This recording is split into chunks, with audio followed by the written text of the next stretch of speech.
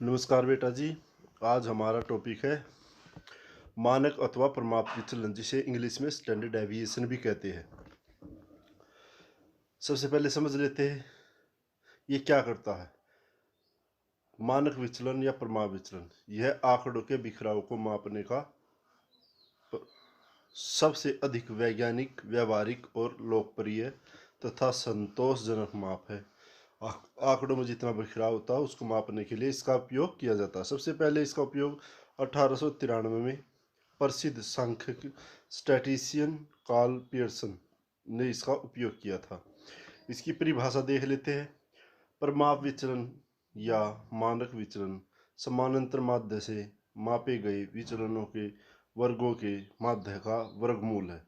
अर्थात सबसे पहले इसमें समांतर माध्य ज्ञात करेंगे, फिर जो भी जितने भी है हमारे पास मध्य है उनका विचलन ज्ञात करने कितना, फिर उनका वर्ग करेंगे। ठीक है, और उस वर्गमूल को ही हम प्रमाप विचलन कहेंगे। ठीक है, अब प्रमाप विचलन की गणना किस प्रकार से की जाती है। प्रमाप विचलन गणना हमारे पास आपको सभी को पता है कि भिन्न भिन्न प्रकार की श्रेणियां, जैसे व्यक्तिगत श्रेणी, खंडित श्रेणी, सतत श्रेणी, इन तीनों ही श्रेणियों में हम अलग अलग तरीके से तीन विधियां अपनाते हैं। प्रत्यक्ष विधि जिसे डायरेक्ट मेथड, लघु विधि जिसे शॉर्टकट मेथड, और पद विचलन विधि जिसे स्टेप डेविएशन मेथड भी कहते हैं।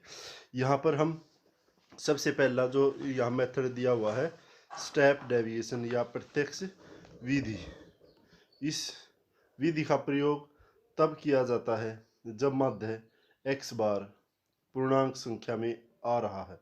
अर्थात जब माध्य पूर्णांक संख्या में होगा, दशमलव में नहीं होगा, दशमलव भिन्न में ना होके पूर्णांक है, 5 है, 25 है, 40 है, 80 है, ईटीसी कोई भी पूर्णांक संख्या, तब हम प्रत्यक्ष विधि अपनाते हैं। स्टेप क्या रहेंगे, सबसे पहले x बार ज्ञात करेंगे, फिर d ज्ञात करेंगे।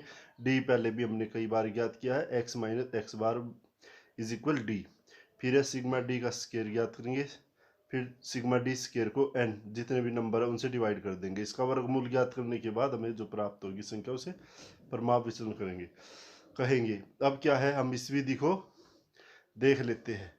ठीक है, इसके लिए यहाँ पर हमारे पास ये मध्य रखी है, इसको हम यहाँ पे ज्ञात करने की कोशिश करते हैं कि किस प्रकार से, जैसे कि यहाँ पे दिया हुआ है।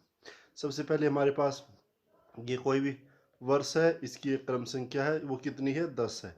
ठीक है, और ये x बार, ये x वैल्यूज दी है, हमारे पास मध्य है जो अलग अलग, इसका सिग्मा x यदि हम जोड़ करेंगे तो ये लगभग हमारा 210।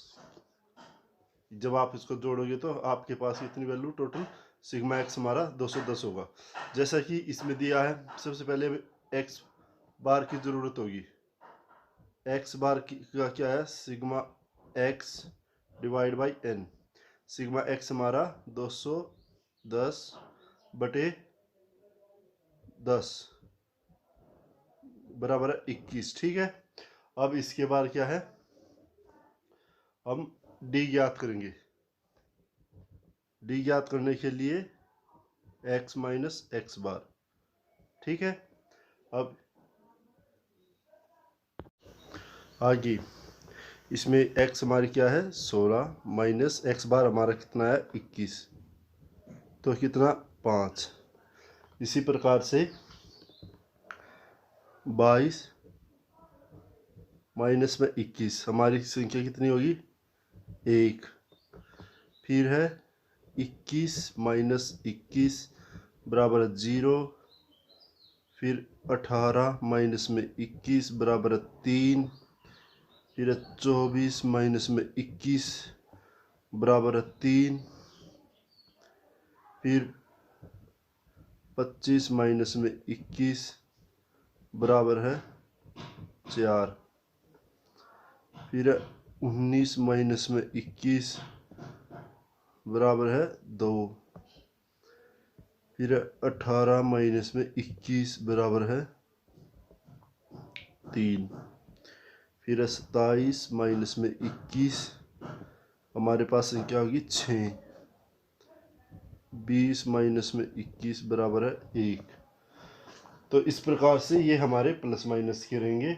हमें यहाँ पर प्लस माइनस का विशेष ध्यान नहीं रखना है। प्लस माइनस का आप यहाँ पे मैंने इसलिए प्लस माइनस के निशान नहीं लगाए क्योंकि इनकी आवश्यकता नहीं है।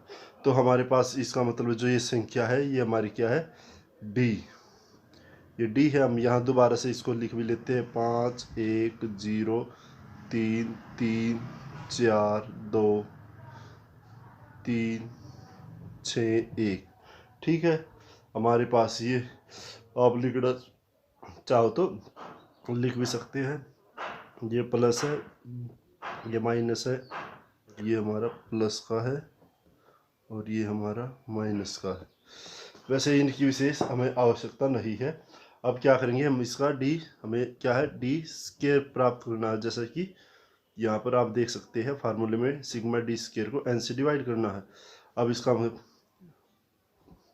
5 25, ठीक है, 1 0 9 9 16 4 3 9 36 1, इस प्रकार से। अब यदि आप इसको सारे को जोड़ेंगे तो हमारे पास लगभग वैल्यू होगी सिग्मा डी का स्क्वायर बराबर कितना होगा, 110। अब हमारे पास सिग्मा डी भी हो गया हमारे पास, और एक्स बार भी वैल्यू भी है हमारे पास सिग्मा डी, और एन हमारे पास वैल्यू कितनी, एन, ये हमारा एन है। तो इस सिग्मा डी का स्क्वायर हमारे पास 110, एन हमारे पास 10। ठीक है, हमारा फार्मूला क्या है, सिग्मा डी का स्क्वायर डिवाइड बाई एन। इसमें क्या करेंगे हम, सारे का वर्गमूल। ठीक है, ये सारे का यहाँ भी वर्गमूल। अब क्या है, 110 बटे में 10 सारे का वर्गमूल। ये कितना है, 11, 0 से 0 गई तो सारे का वर्गमूल। अब इसको हम, यदि आप वर्गमूल पे यहाँ जाएंगे, 3 तिया 9 2, ठीक है, 0.00 3 3 6 और 3 तिया 9 3 6 18। तो इस प्रकार से 3.3 तक आप ले सकते हैं। ये वैल्यू होगी हमारी 3.3। तो आंसर हमारा क्या रहेगा, 3.3।